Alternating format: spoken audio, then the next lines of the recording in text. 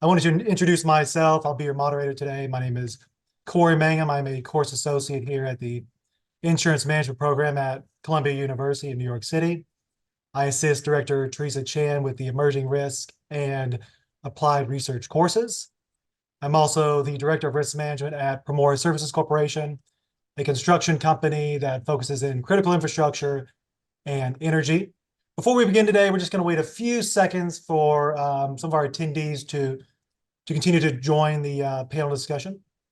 But in the meantime, before we get started, please feel free to utilize the question and answer box on your Zoom screen and ask questions to our panel.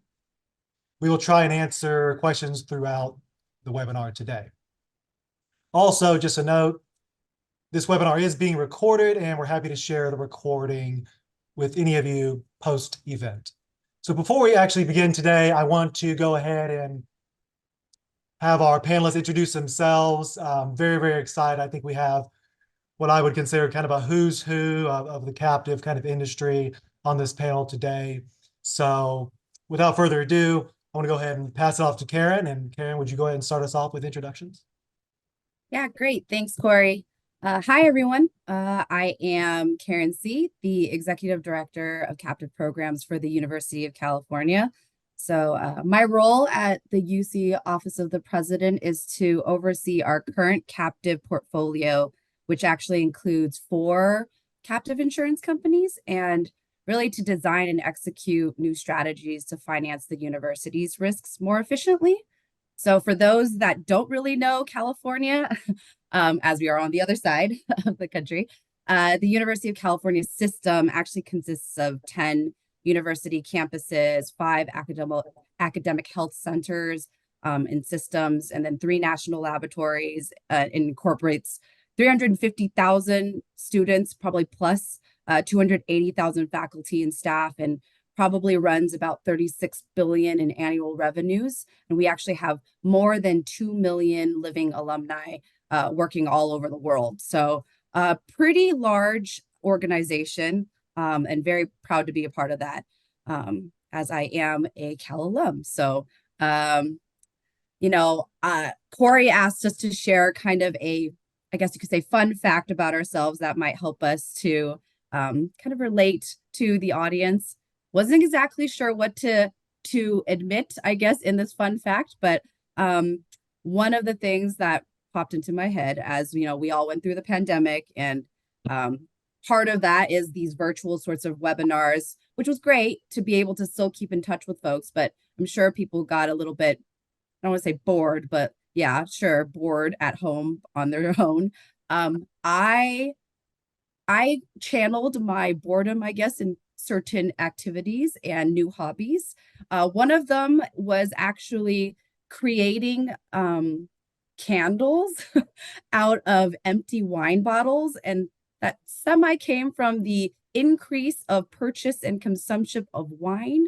And then because I had all those empty wine bottles, I was able to use like this tool that I was able to buy, which actually helps to cut off the top and kind of make sure that, you don't cut yourself, and then smooth it out and make like almost like a glass kind of bottle. And I ended up making like scented candles and gifted them to people. So it was fun, I guess, and kind of, something I ended up continuing to do. So that's my fun fact. And I guess I will pass off the next intro to I don't know, Corey, you want to tell me who to pass it off to? Yeah. Well, that's very interesting, Karen. I'm glad we're recycling those wine bottles. We're all about the That's right. always about the environment. So, Joe, do you want to go ahead and do your introduction? Certainly. Thank you, Corey. And thanks, Karen, for getting us started off there. So that is definitely a fun fact, and mine might follow on the heels of yours. So I'm Joe McDonald, the Director of Captives here in South Carolina. If y'all don't know, South Carolina is a premier onshore captive domicile. We passed our captive legislation over 24 years ago, so a mature captive domicile as well. I lead the autonomous captive division that we have here.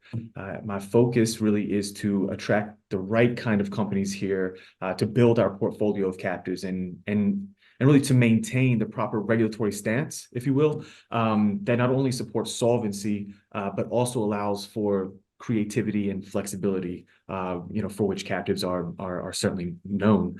A fun fact for me, let's see here. Well, I had a couple, but again, following on Karen's, my favorite kind of wine comes from the Republic of Georgia. The Separavi grape is fantastic. So yeah, that's a little fun fact.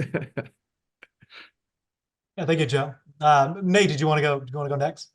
Yeah, let's do that. I will tell everybody that I don't know the names of any grapes right up there, so we'll be okay there. I'm Nate Resnicek. I'm the president of Captives Insure, which is a global captive insurance consulting and underwriting company headquartered in Knoxville, Tennessee, and also a longtime faculty member of the International Center of Captive Insurance Education, where I teach folks like all of us on the call. I have some former students, Joe, I'm looking at you, on the camera now, where we talk about all things captive, forming, operating, and shutting them down. This is something that we live and breathe every single day. My fun fact is not going to be related to alcohol or wine, as I mentioned earlier, not because I'm not an enjoyer, but I just picked something else. So in my course of business, I travel a ton. And every year you get a little notification because your phones are following everything you do that sends you a little itinerary of something that happened the year before. Well, my phone gave me a notification this past year that I had circumnavigated the globe 3.5 times with traveling back and forth to all the individual states and countries and wherever I needed to be throughout the course of the year. I did not know that I had Magellan this stuff like as much as I had, right? So that was a fun fact for me that I had to find myself when Corey tasked me with kind of coming up with something to share with you. So thank you, Corey. Thank you. Get those travel miles, Nate. Get those travel miles. Got enough if you want some.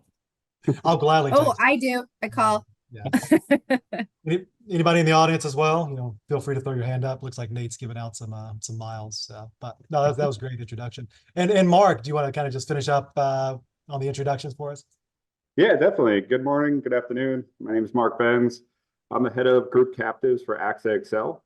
So responsible for any group captive across all product lines, dealing with multiple insureds coming together and forming one captive, and then sharing in that risk of that captive. So, excited to be growing that unit out for AXA. It's relatively new. It's been around 2 years at AXA, a long time in the market. So looking forward to making progress there. Fun fact about myself, I guess it's not wine related, but you do drink wine during it. So I actually do a lot of cooking and really enjoy cooking and doing other things as far as like grilling, baking, items like that. Very nice. Yeah. Well, thank you all very much for the introductions. And before we actually kind of really dive into kind of the body of this entire webinar, get into the questions for our panelists, really we just want to kind of set up an agenda for us, or more of an objective of what we want to achieve today. And that's just really having an open and innovative discussion on risk transfer methods that go beyond the traditional commercial markets and the just endless possibilities that exist in this space. We will steer the conversation through certain themes we have picked out to drive some good discussion on how captives are a vehicle for innovation to address unique, unusual, or hard to place risk, while also creating profitability through the management of known risk, or those risks that have lengthy historical data attached to them. Each of our panelists, as you can see, comes from a different part of the captive ecosystem, if you will. So we're going to be getting a lot of unique insights and perspectives that we want to really tap into today. So I'm going to go ahead and start off with our first question today, and this kind of drive our discussion. And really want to ask our panel, what is the importance of captives in today's complex risk environment? And how have they changed the way organizations look and manage risk? So Karen, I want to start with you here. I know you did an interview with WTOP News, and I really took something out of that pre-2012, it was more of a siloed, self-funded kind of insurance program at the University of Cal system until y'all switched over to that single parent captive. So now it's been a little over a decade now since that was implemented. What are kind of those kind of key takeaways from you on how this captive has really added value back into the University of Cal system? Yeah, that is a great question. And honestly, Corey, I'm glad you watched that interview because I don't remember what I said. So if I say anything that, like, hey, that doesn't seem like what you said before, you let me know. But I think for the university particularly, and as a captive owner, I think, we all know companies establish captive insurance, vehicles for various reasons, right? Depending on our industries or geographies. I think captives can create a lot of value. For the university particularly, we looked at, three main things, right, that most organizations would. I think financially, operationally, and strategically, how did we want to improve our insurance programs?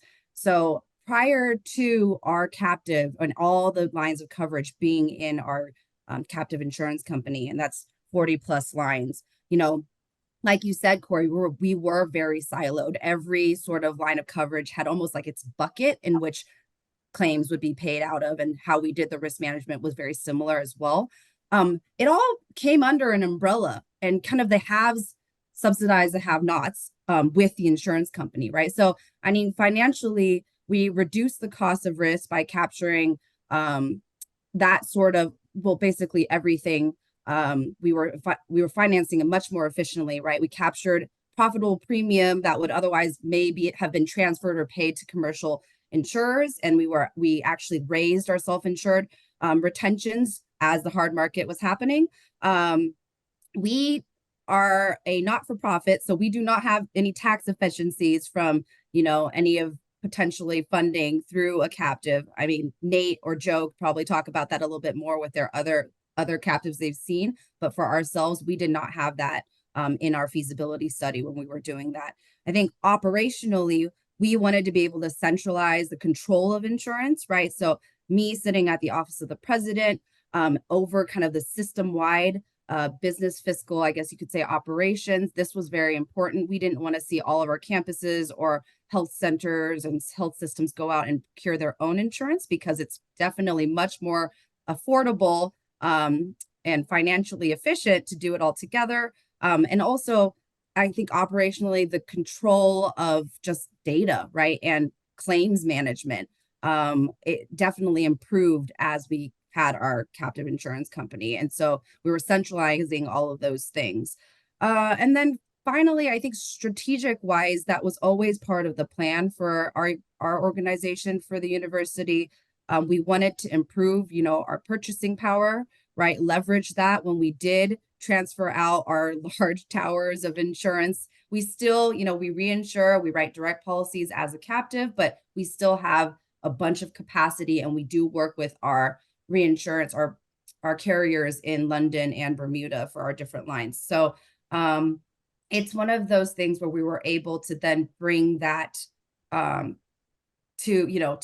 that, I guess you could say, that sort of leverage power and price purchasing, and the access, direct access to the reinsurance market capacity, all of those sorts of things to our organization. And I think we're continuing to try to improve that as we, go and look and renew our insurance coverages every single year. So we want to make sure that at the end of the day, our goal is to stabilize, right? And to make sure we stabilize these costs that we have to pass down to the campuses and health centers. So however we could do that, or however we could take any of our surpluses or savings, because we have now, self-insured instead of giving it to the commercial market, and we could put that in risk mitigation or loss prevention programs. That's what we want to try to do going forward. So that's kind of a background. Hopefully that made sense, but feel free to, Nate or Joe, for what you've seen from other organizations to add in. Yeah, no, so Joe, certainly. Joe, jump in there on that. Go ahead. Yeah, no, just gonna say, I think Karen touched on some major points that are gonna be really ubiquitous to most captive programs or most organizations that utilize an alternative risk approach. One of those, of course, is control, right? Control and really benefiting from underwriting performance, allowing you to be more attractive to the commercial market. I mean, as Karen said, there's there are towers and layers that are going to sit on top of the captive or under the captive, but you become a more attractive risk. Why? Because you have, I mean, what's commonly just termed like skin in the game. You're participating and retaining risk, which means that, hey, you're more than likely going to have more of an eye on it because you're going to want to control it more to reduce costs, to handle claims better, things of that nature. And then again, ultimately benefiting from your underwriting performance, your loss history, and things of that nature. And instead of, as Karen mentioned, just sending dollars out to the commercial market, you're hopefully keeping some of that and building surplus.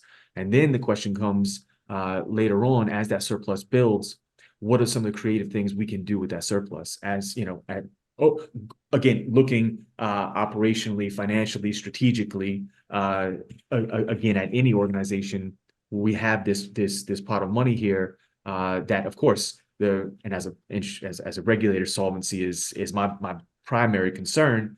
But there's a certain point with any risk that's retained in a company where okay, you have enough capital and surplus in there, to enough assets to back the liabilities, and you have this surplus over here. What should we do with it? And that becomes, I think, very creative, very innovative, and fun, and also responsive. I have an example with a very large healthcare system and hospital system where their captive is here in South Carolina, where during COVID, early days of COVID, PPE was a huge thing, personal protection equipment and getting a hold of it, and the cost of that, those, was it N95s? I think it was those, kind of particular mask, and I mean, just all things for the doctors and nurses, et cetera. And that was an additional cost that wasn't budgeted for. And, they asked, hey, would it be possible if, we could utilize surplus to make sure that, our employees are protected, because this, I mean, you all know about the supply chain and all of that, just the kinks in the supply chain that occurred during the early days of COVID. They wanted to make sure, again, that they had ample supply of all of that. So again, control, benefiting from that control, storing up money for a little treasure chest, a little war chest, if you will, in case things are needed. Oh, that's really good. Yeah, and I'm going to push over to Nate now, because I want to get his perspective. Obviously, Nate's on the consulting advising kind of side. Nate, how do you kind of line up the kind of captive owners or clients you deal with to kind of have that level of attractiveness where you can go to a state regulator like a Joe and make sure that you're kind of setting that client or that captive owner for success? Yeah, it's a good question, and it's quite common, and sometimes people build a business model off of making things as confusing as they possibly can. Captive insurance companies are not. It's at its core, all it is just a privately owned insurance company. And market conditions aside, captives are part of a natural progression of the alternative risk transfer space. So as we have insured businesses, their broker advisors, everybody continues to get more sophisticated as the years go by. We all have a strive to do better, continuous improvement. That naturally leads us to feel comfortable from a risk tolerance perspective to take more risk, and whether that's from a deductible standpoint or retro policies, whatever the case may be, that may no longer exist. Ultimately, we get up to the point in time where successful business owners, large businesses, small businesses, all shapes and sizes, but they say, I own my own risk. I cannot beat the insurance industry. I might as well join, right? And that's the step you take when you make that captive insurance leap, right? It's more of a mentality, a characteristic for how you're viewing and owning your own risk at that point in time. You then think differently about coverages and exposures and the premiums that are paid. So it's a long, sometimes very thoughtful process, having to hit on all of the items that Karen mentioned that the University of California system went through. You're not likely to be an organization of that size, but even small middle market businesses have the same care and consideration and concerns as they make their way through their insurance purchasing decision, how they're going to transfer risk, what they want to keep. Ultimately, it comes down to at the end of the day, do we feel comfortable enough betting on ourselves here? Because that's what we do. Do we think we are good as opposed to lucky? We'll take both, but we won't take just lucky. But if we are good, we manage our risk well then let's go ahead and form our own insurance company, participate in risk in the way that we feel makes best sense to our organization. And then you get the opportunities that come along with it, whether that be surplus or tax arbitrage or anything along those lines. It all starts with managing the business, managing the risk well, and then everything else just kind of falls in line after that. That was great. And Mark, we've been kind of touching on the single kind of parent captive right now, but kind of want to get your kind of stance, kind of more on the group captive side, because I know you're running the group captives division at XXL, and then had those roles at AIG previously. Can you kind of just give us kind of a sense of how the group captive market is right now, kind of compared to what we've been talking about on the single parent side? Sure, no, definitely. I think the group captive market right now is growing just like you're seeing in the single parents. You get a lot of the same benefits. Really, what you're looking at in the group captive model is you probably aren't the size of company that could start your own captive and really run your own captive and bring in multiple lines on your own. So you're getting assistance from other commercial insureds coming together and helping you form that captive. So you do get the risk control, you do get the what I would say a better cost arbitrage, you do get the tax arbitrage depending on your domiciles and how you perform. Really, what Nate was saying, though, it comes down to, are you a good risk, right? Are you controlling your losses? Are you being a good partner to your others inside that reinsurance company that's the captive, right?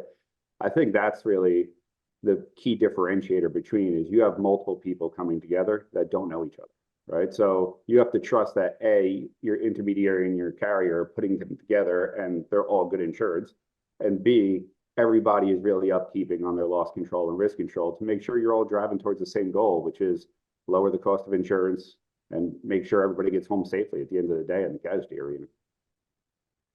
And just to follow up on that, Mark, if let's say an organization and they want to jump into, they really have a kind of a vision to be kind of, a captive owner at some point, is the group captives kind of like a kind of toes in the water kind of maybe process, or they can maybe try out that captive kind of structure before they were to jump into like a single parent? I would look at it that way just because I think any captive arrangement is really a long-term arrangement, right? It really shouldn't be something you're bouncing in and out of. But I do think that if you're talking about an insured that is showing steady growth every year, I think a group captive is a great place to start. And if they find themselves where they're one of the larger members in there, and then all of a sudden they're saying, maybe I should just do this on my own and form my own captive, that's at some point where they might get to. But they might really enjoy the group captive model, right? Because a lot of the time in the group captive model, you get great workshops. You got people that are operating the same business unit as well as you. There's some great sharing of ideas. You're bringing in guest speakers to a lot of these risk control meetings that really help you, help your partners, and try to make you a better insured at the end of the day. Corey, if you don't mind, just following on those remarks from Mark, there's a quite large group captive that's called ACIG, American Contractors Insurance Group. It's been around for quite a long time. It's run very, very well, extremely efficient. Some really massive contractors that are all come together that created this group years ago. Members of other members have joined. Some have left and done the very thing Mark mentioned as far as going out on their own. But I do believe, I hope I'm not speaking out of school here, but most of those original members are still in the group. And why is that? Because it's homogenous risk. They understand, what they're each doing. There's significant efficiencies created by this model, and it's year over year done extremely well. So it's one of those things that it started off right, it continues right, it's adding significant value and benefits to the participants. And again, why? Because they're each in the same industry and understand what each other is going through when it comes to their insurance or the obstacles they have to overcome, and the risks they actually have. So just to put that out there, it's not always okay, dip the toes in the wall. It's not a rent a captives kind of thing, of saying, hey, let me just rent this apartment for a little bit and see if I really want to, go buy a house here. It's more of a, hey, let's all get in this thing together because we can help support each other. No, Joe, I think that's a great point. I mean, in a previous life, I was working with a captive that was around for 38 years, probably 40 years now. And a lot of the original members they were all there. The companies, not so much the people at that point, but Right. the companies were definitely all still in the game, and some of their kids, some of their business partners are still coming to the meetings every year. It's almost like a mini family in a weird way. So they enjoy it. Well, Mark, just because you said that, let me get a plug for the captive industry in general here, which is that's how it goes. It's kind of a bit unknown, but then when somehow, you slip on a banana peel and land this industry, as I did, you get to know these great people in it. It's an incredible, really a niche that adds so much value. And Mark, to your point, I know that there are generations of folks, now in the industry that have brought in their kids, and even their parents have been involved in it. So it's really an incredible space. But I'll let you take it away, Corey. But I just wanted to get that in there from the industry. No. That was great insight and great plug there as well. So I want to kind of shift it over to Nate real quick, because it looks like, we're talking about group captains and single parent. It really kind of, what is a good fit for the organization in how they structure, how they transfer and finance risk. So Nate, when you're having kind of those conversations with kind of clients from an advising standpoint, what are some of those things where, some of those kind of key factors where, a captive solution may not be a great fit? So what are kind of, I wouldn't call them red flags, but what are some of the things you look at to say, the captive structure may be a little too challenging, or maybe you're just not ready right now, we just need to let things mature? Yeah, so it's a good question. And there's some really obvious things, right? So if we're gonna own a captive, whether it's a share of a group captive or one that we own all of ourselves, it's another business. And there's, again, nothing new about business just because it's a captive. We've got income that's coming in and expenses that are going out. So if I look at the losses associated with an insured or their operations, that's the expense factor that's going out. And if our losses are greater than the premiums that we've been receiving, our income, that's a bad business, right? So for those particular businesses, we have to look and figure out then what's going on with those losses. Did we happen to have a year where we just had one really bad thing that happened, and maybe we just need to let some time and seasoning happen with that loss so it falls off? Or do we maybe have issues that are going to be severity or frequency based in nature, where we have some reoccurring things happening in our operations? And again, we need to start thinking about this as we're going to own an insurance company. And if the insured isn't going to be willing to own their risk in order to make changes for employee safety from a housekeeping perspective, for workers' compensation, somebody keeps getting pinched or caught in between something, or school districts that are continuing to allow teachers to stand on top of chairs as they're wheeling them around to hang the decorations on the top of the classroom, and they fall off and hurt themselves. Those are maybe good examples of somebody that is not ready yet. And it doesn't mean now they will never be, but they need to get a little bit more maturity in the way in which they manage their risk before they take the leap into owning either all or a portion of the insurance company. So that's the downside when we have a captive insurance company. Again, regardless of the structure, there's risk and reward with everything. When you're going to own a captive or share of a captive, you get the opportunity to participate in the underwriting profit. Again, the dollars that come back that I don't spend in claims and expenses. But you don't get that for funsies. You have to formally take on risk, and that risk is ultimately going to, in a worst case scenario, cost you more money than it would have if you had been in the standard insurance market. So you need to take a really good look at how you manage your business. Again, I harp on all the time, good, not lucky. If we are good, things happen, right? It's why we buy insurance. We should be buying insurance for the unpredictable, retaining everything that we can understand, and we have a good knowledge of volatility and how much it may cost, and then send everything else away, right? You have to get to that level of decision making, that level of foresight before you should start looking at a captive. Otherwise, you're signing yourself up for a potential world of hurt and you don't even know. Yeah, that's a great point. And I want to kind of circle back to Karen on this, because we talked about setting up that, kind of changing that insurance management philosophy, I guess you could say, University of Cal system. When you presented that up to the board of moving to that single parent captive, how did y'all kind of show that level of confidence where you're basically saying, hey, we have our house in order, we're confident that we can control our losses, now we can actually jump into this kind of captive structure, and we're ready to turn into a success, years down the road? Yeah, no, that's a very good question. I mean, I think Nate hit on some really actually good points that it had to be brought up, right? Because it's not just a hey, we're going to do this and it's going to all work, right? You are taking on risks. So as the board is, has the fiduciary responsibility to make sure that this doesn't all tank, right? I had to make sure that they understood we were identifying all the risks, right? We were quantifying them. And it really comes down to the numbers because it is, right? So a really formal feasibility study in which they understood all the actuarials that went into it, right? What kind of structure that we needed. So for the university, it started with a single parent, and we were just writing 5 deductible reimbursement policies really on the basic lines of coverage because those were stable. All the risk management, I guess you could say, strategies and processes were already built out through the university, right? And that made sense. Those were kind of like what we would consider, in uncertainty, create your own certainty. That was our certainty lines, right?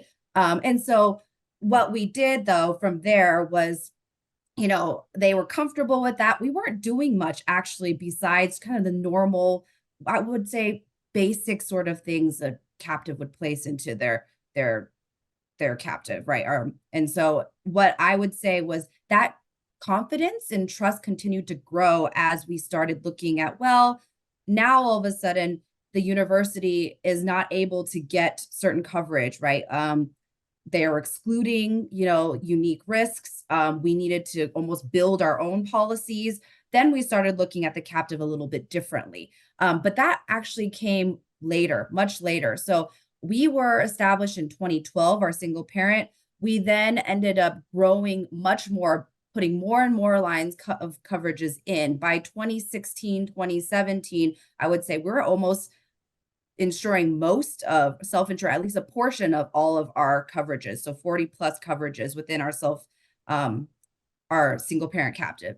Then in 2019, at that point, we actually decided to venture out even more and build a complete cell structure to look at. And this is a protected cell structure that then sponsored 2 individual cell captives that then looked at more third-party affiliated risks. And this is where, I think Nate kind of mentioned it. We're looking now at, well, these are things that we didn't want to jeopardize our single parent tax status. So could we place and make, I don't want to call it a profit center because, we are still a university and quasi-government, but we're then going to take that money and that surplus in these programs that I would just say these are low-hanging fruit, right? They are traditionally very low loss ratio sort of programs that we could then self-insure, right?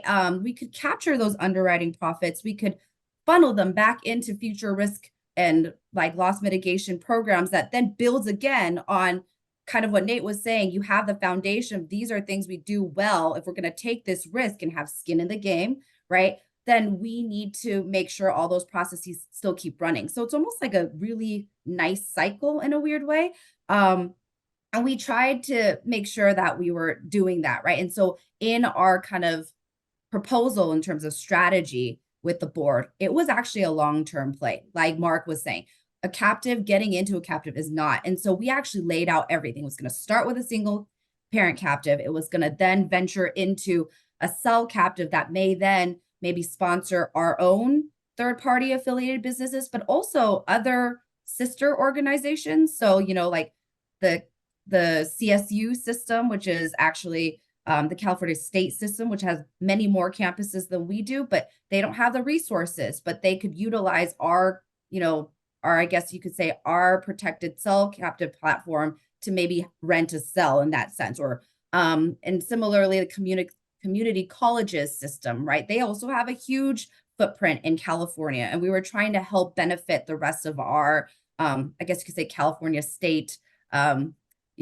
sister organizations. But it was all those sorts of things that we laid out to our board and then to, ultimately to our regents, our board of regents, to say, we have a long-term plan of how we are going to more efficiently finance the entire insurance structure. And we are doing all the same processes and actually upholding that standard, the level of risk management that we do on all of our campuses and health centers to make sure that this runs properly. So it definitely takes a village I liked Joe's kind of analogy of it really does become family-like. Everybody we work with, it's so integrated. So it is a very integrated sort of, I guess you could say, insurance company within a larger organization. So That was great, Karen. I think that's really good segue for us, because I already see that kind of innovation kind of bubbling up as we get through this discussion today. I think it's a kind of a great segue. I kind of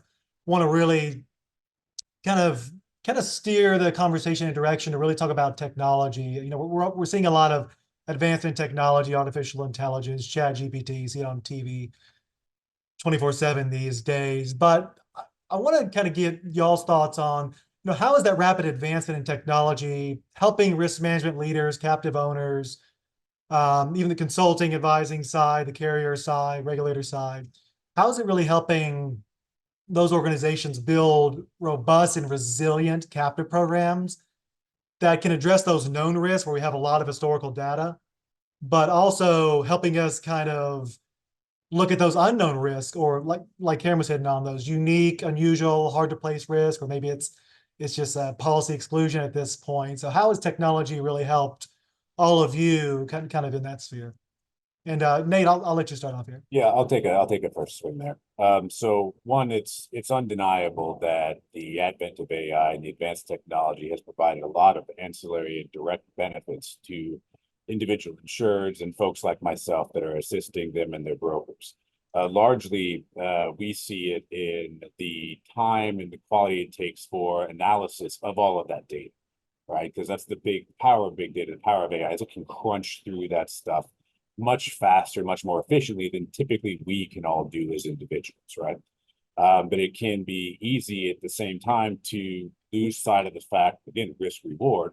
We're integrating into this new technology, this thing that we don't really know all about it yet, and it's creating some risks for us. So you have to be able to manage both of those. A good example of that is AI in and of itself, chat GPT and other things like it are only a function of the information that you put in order for it to learn.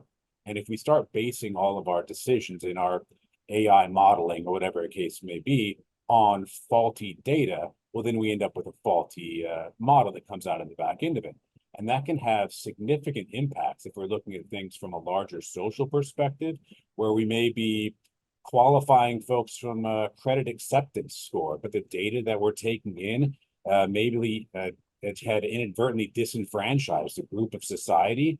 Well, now we have inadvertently perpetuated that inside of our AI modeling, which opens us up for some liability back to our operating entity. And again, it's just because something's new, something's great, doesn't mean it's going to be the best thing out there with no potential risk. You have to weigh the two of them.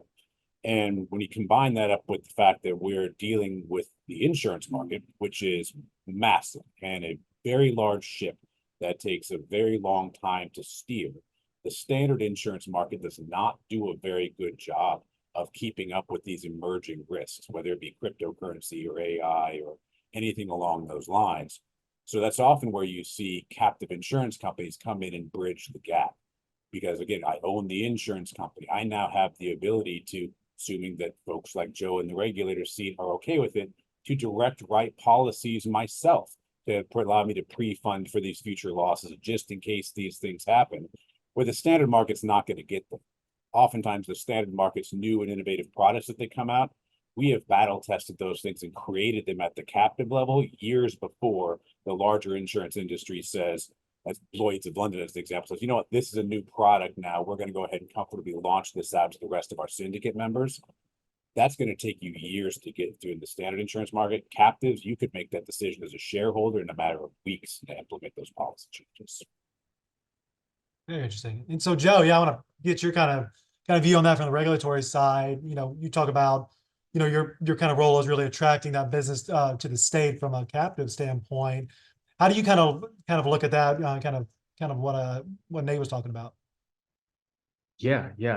So as they mentioned, is I guess if quote unquote we'll allow it as regulators,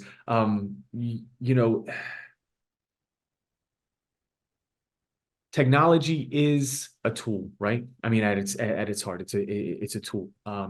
AI, ChatGPT, these things help us to understand the data we're looking at, so long as, to Nate's point again, that data is accurate and that data is not already biased in some way or doesn't already have a particular perspective. When it comes to the regulatory side of things, if the insurance industry is a massive a massive ship that takes a long time to turn, roll government regulation into that, and it's even less nimble.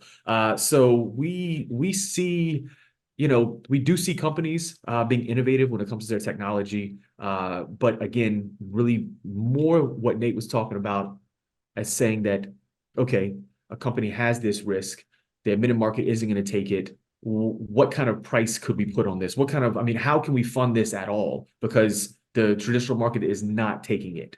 What do we do with that? So we'll see that at times, and we're of course very flexible and open when it comes to those approaches, so long as there's sufficient capital behind it.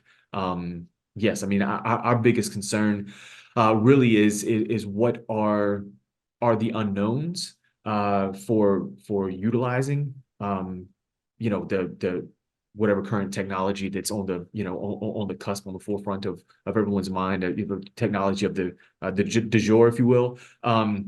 What are the unknown risks there, and how is that going to impact, again, solvency?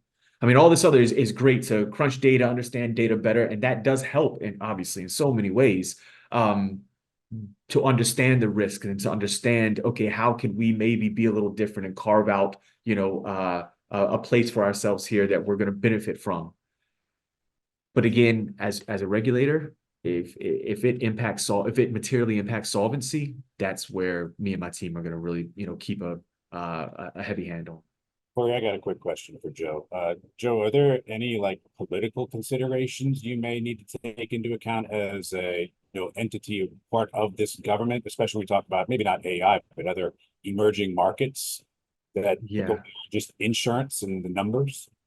Yeah, no, thank you for that, Nate, because it's something we've spoken about before, and of course there is the political element to insurance regulation, right? Here in South Carolina, that we do have some very progressive patches in South Carolina, Charleston being one of them.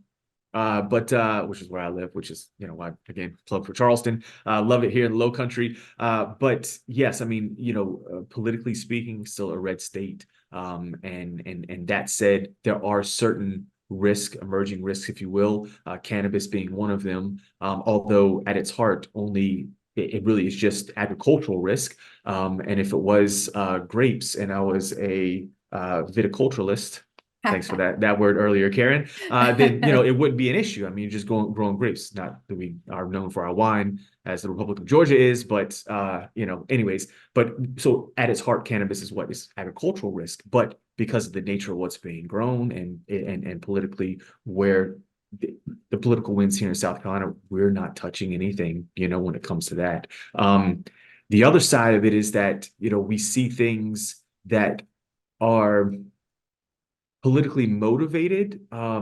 Currently, there's a big issue in South Carolina pertaining to liquor liability, and it is not, in my opinion, really truly an insurance issue, in the sense that there is insurance available, and if there were more companies writing this and writing it in a different way, then it would be more affordable. But because of certain tort reform that took place years ago, we're seeing, the results of that, and captives trying to address the needs of small business owners when it comes to the really exorbitant cost now of liquor liability in South Carolina. So again, a quasi-political thing, because legislation was passed that impacts the way that a jury can decide certain amounts, or the way certain cases are settled, for certain claims are settled, I should say. But again, the political element is always on the forefront of my mind as a regulator, because I have to walk, I have to stay in certain lanes. Even if I wanted to do it, say, it's fine. People want to, grow weed, and that's, obviously there's a risk associated with all of that. I'm okay with it, but we're not going to do that here. That was a great great question, Nathan. You pass over to Joe on that. And Mark, I want to get your kind of take on kind of technology and how is kind of where technology is and where it's going. How's that really helped kind of your group captives division over at AXA. Yeah, no, definitely. I think there's two ways to look at it. And much like Nate was saying, there's the operational performance, which when you think about a group captive, you're taking together multiple insureds, bringing them together. There's a lot of data crunching. There's a lot of analytics that go into it. You know, when you talk about AI, you can streamline that. And it has been helping over the years as we implement new different techniques and new technology to help us bring together that data and really kind of get it into more of a summary format to help us do the analytics. Then there's also the insurtech part where you're trying to take an insured that's already what I would like to think is one of the better insureds for their marketplace. That's why they joined a group captive. And you're trying to help them get better. So you talk about wearable technology and workers' compensation. You talk about obviously all the driver cams and the autos. You know, it does help your liability see an improvement, right? And that's what it comes down to is how can we take a top-notch insured and make them even better and thus still reap the benefits of having a captive by getting dividends in the long run. Right? If they outpace their own actuarial analysis, you do get some benefits from that, right? Yeah. Thank you, Mark. And I want to bring this back to Karen as well, but I'm kind of going to steer it in a different direction. I know we've been talking about, you know, the known risks that a captive, you know, can place within the structure that has a lot of historical data. Now we want to really talk about those unknown risks, where there's not a lot of historical data. It's an emerging risk. Maybe this, you know, the standard markets have not caught up with it yet, like Nate was saying. So for Karen, obviously you're over University of Cal system, a lot of exposures there. You know, what are some of the unknown risks that you're currently looking at to see if it would be a good fit for the captive structure at the University of California system? Yeah, no, that's a really good question, Corey. So, I mean, we take a look at a lot of things. Like you said, there's so many risks. So it's almost like a playground of risks that we could really work with.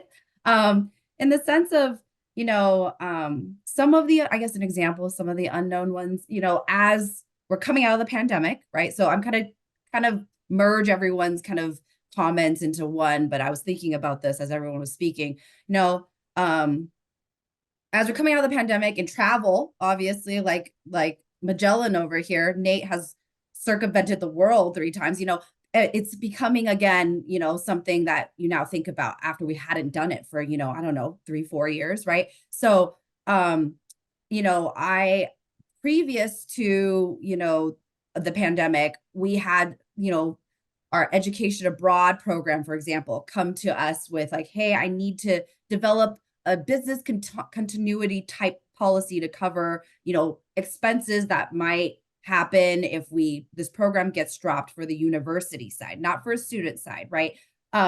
Because that wasn't available, or they couldn't get it because, let's say, the traditional, and I think a lot of higher education institutions would know, you could probably get a scholastic sort of travel insurance policy that would cover certain things, but they would also exclude a lot of things. They were looking to get all those exclusions, right, covered for their programs.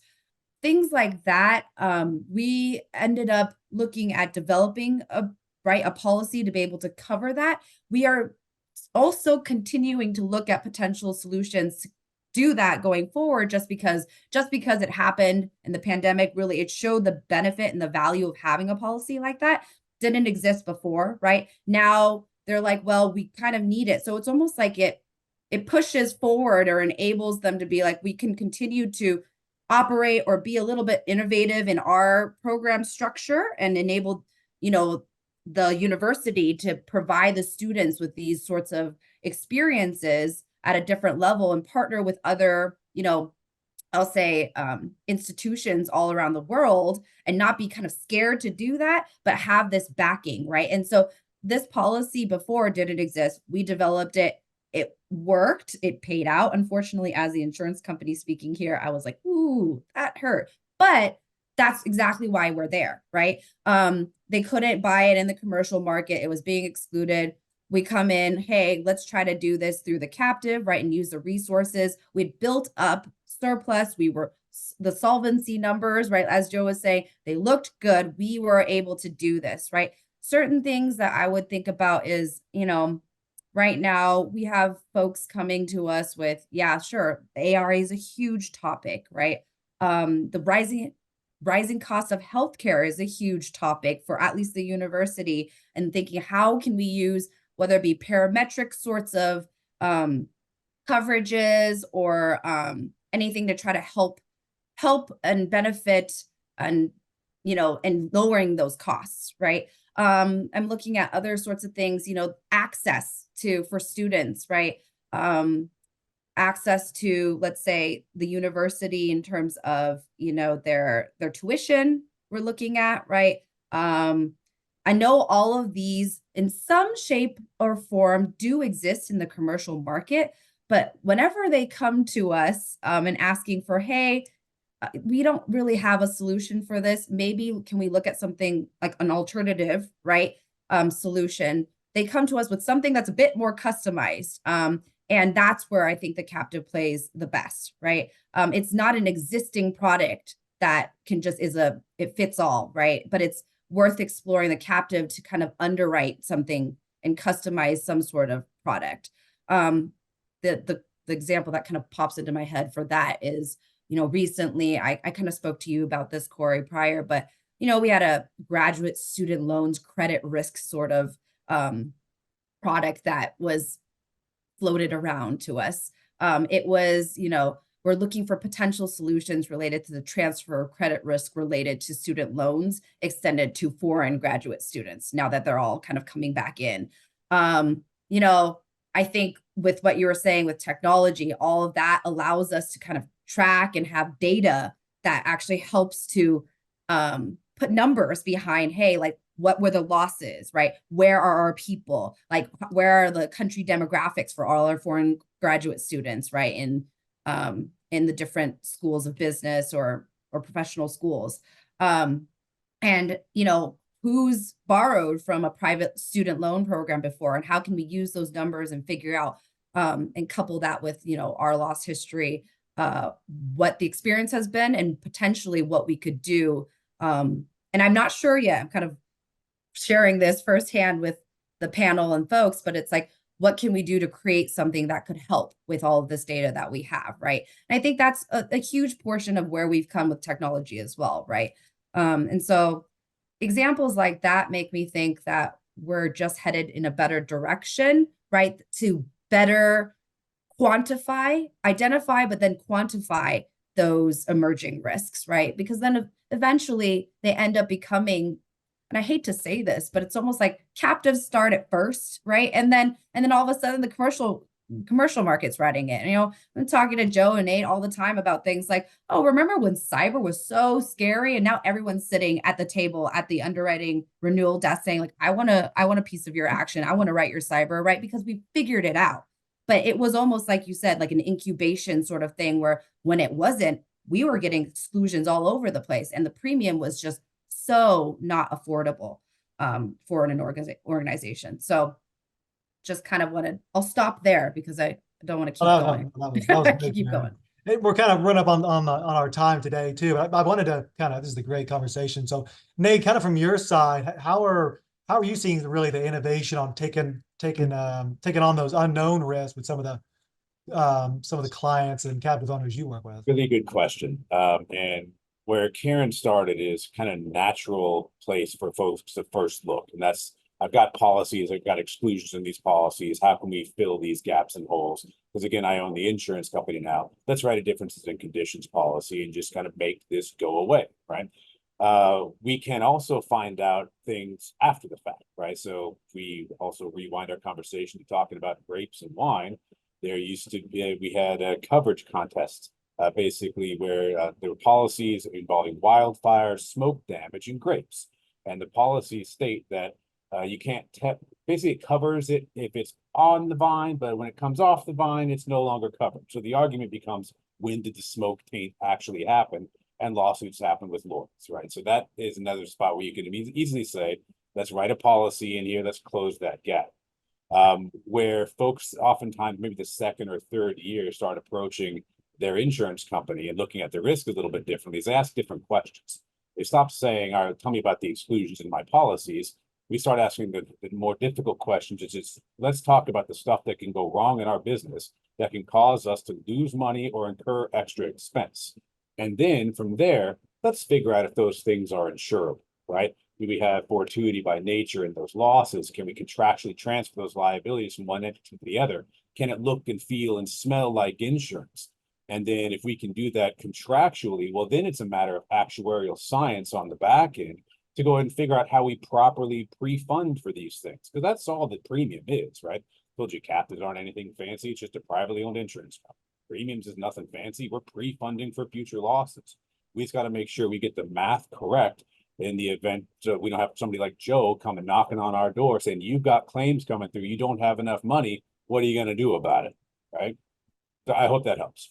No, that was great. And Joe, if you could just give kind of like a maybe 30 seconds on what's kind of that philosophy with the regulatory side, especially in South Carolina, where somebody brings you one of these emerging risks, there's no policy out there. Kind of how do y'all kind of look at that? And do y'all kind of really have that kind of entrepreneurial spirit where like, hey, if you have the controls in place, run with it?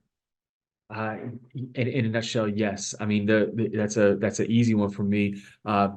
We look at, I mean, I guess our philosophical approach to the regulation of insurance really boils down to what is the nature, scale, and complexity of the risk that's going to be written in any program. That's what we look at, number one. Number two, we look at who's the parent company, what's their reputation, and do they have the financial chops to own an insurance company and to do, you know, these innovative things. To Nate's point, it's premium that you're taking on, and why? You know, because you're trading that for risk. Say, okay, we'll take on that risk for this amount of money.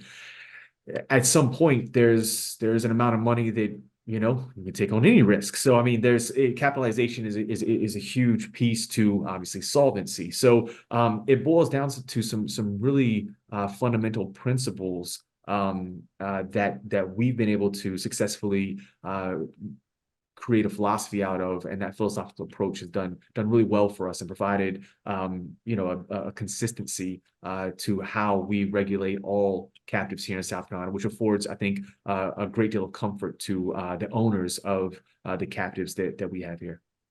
Very nice. Thank you, Joe. And we did have a few Q&As that came through, but we're up against time. So what we'll do is we'll go ahead and kind of send a follow-up and have our panelists kind of answer those questions. They were pretty specific to some of our panelists. But wanted to thank everyone for joining today. Obviously, big thank you to our panelists. Very appreciative for y'all to, I know y'all are very busy to come on middle of the day on a Thursday to help us out. It was a very intriguing conversation, a lot of insights, perspectives. I could have probably stayed on this call for the next 8 hours, but I know everybody's got to get back to their work. Maybe we'll schedule the next one for 8 hours. I don't know. We'll see what we do. But really thank everyone for joining today. Thank all of our panelists, and we really hope everybody has a great rest of their week and great rest of their 2024 as well.